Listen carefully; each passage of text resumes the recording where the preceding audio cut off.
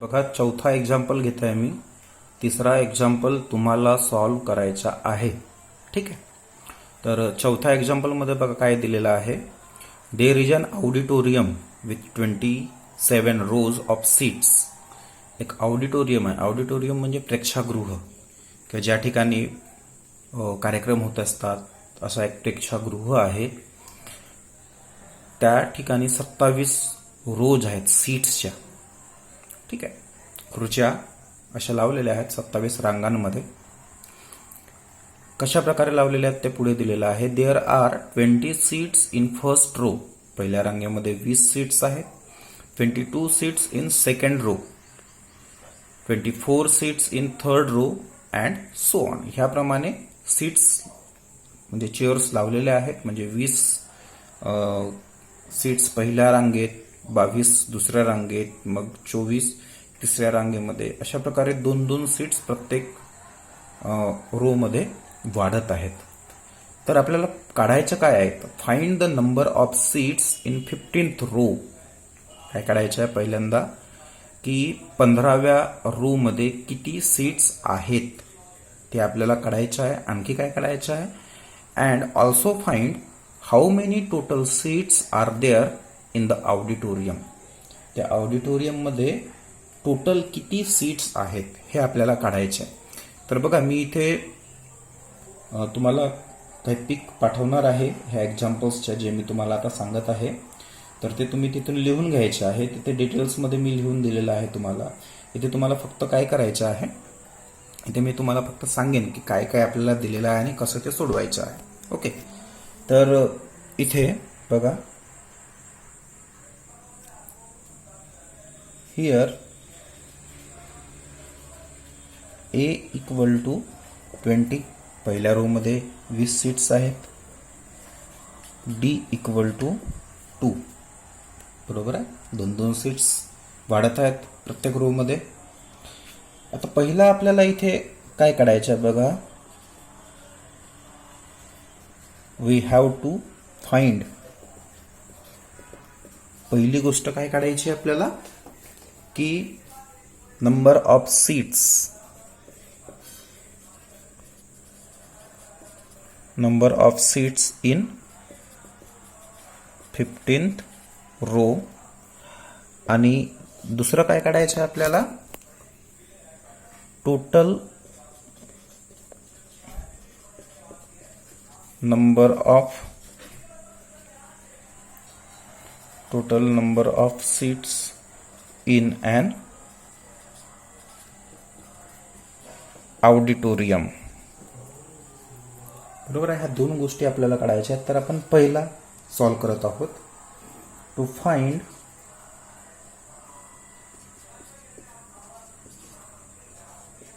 Number of rows in 15th row. n equal to आपल्याला घ्यावं लागेल 15. ठीक आहे.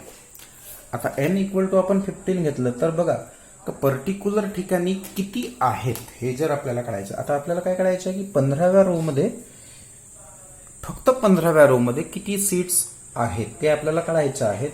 अशा वेळी आपल्याला फॉर्म्युला यूज करायचा आहे TN चा.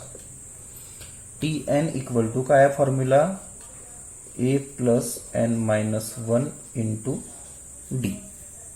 ठीक आहे. तर या फॉर्म्युल्याचा वापर केलेला आहे आपण. व्हॅल्यूज पुटअप करा. What is n?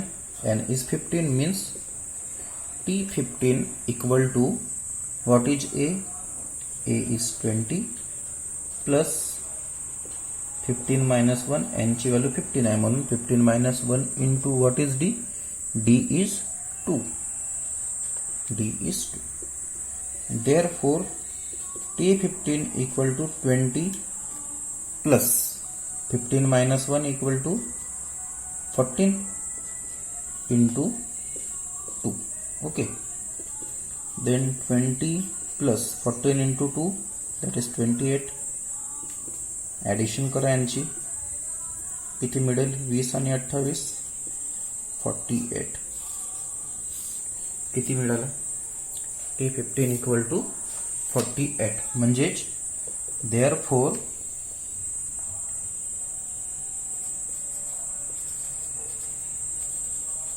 there are 48 seats in 15th row. 15व्या रो मध्ये किती सीट्स आहेत?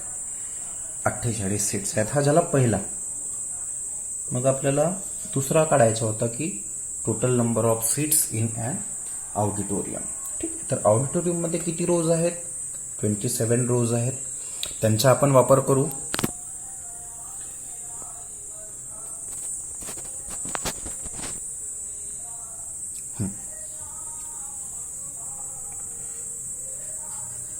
There are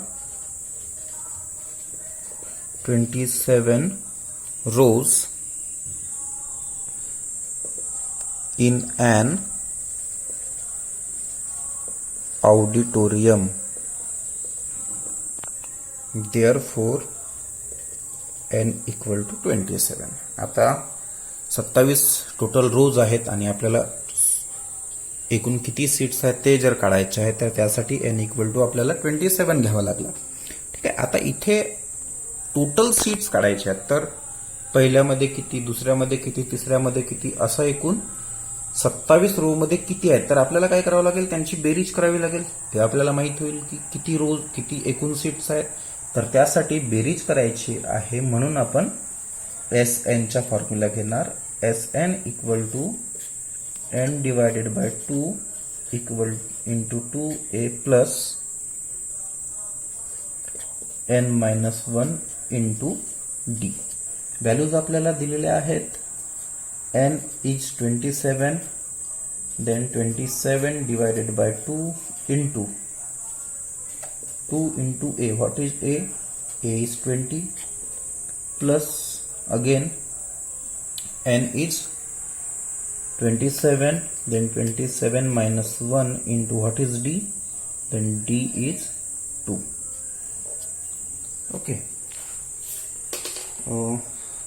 Now 27 upon 2 into 2 into 20 is 40. 40 हो जाएगा. 27 minus 1 किती? 26 into 2. पुन्हा 27 भागिले 2 जसा तसा ठेवा कारण 27 ला पूर्ण भाग जनावे. ठीक आहे. आता 40 प्लस पण इथे हा ब्रॅकेट दिला तरी चालेल. 26 into 2 किती? It is 52. Then 27 upon 2 into यांची ॲडिशन करा. 40 plus 52 that is 92. पुन्हा 2 चा भाग जाईल 92 ला. इथे कितीने भाग जाईल? तर इथे भाग जाईल 46. 46 means 27 into 46. जर तुम्ही यांचा गुणाकार केला तर तुम्हाला लक्षात येईल की त्याचा गुणाकार आला 1242. ठीक आहे. याचाच अर्थ काय की त्या ऑडिटोरियम मध्ये एकूण किती सीट्स आहेत? Therefore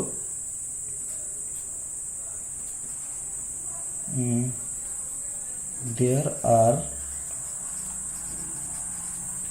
1242 seats, 42 seats in an auditorium. Okay. तर ह्याप्रमाणे आपण हा सॉल्व केलेला आहे. हा सुद्धा तुम्ही समजून घ्या आणि पुन्हा स्वतः सोडवून पाहायचे आहेत हे एक्झाम्पल्स तुम्हाला. त्यानंतर नेक्स्ट एक्झाम्पल घेणार आहोत आपण 5वा. ठीक आहे.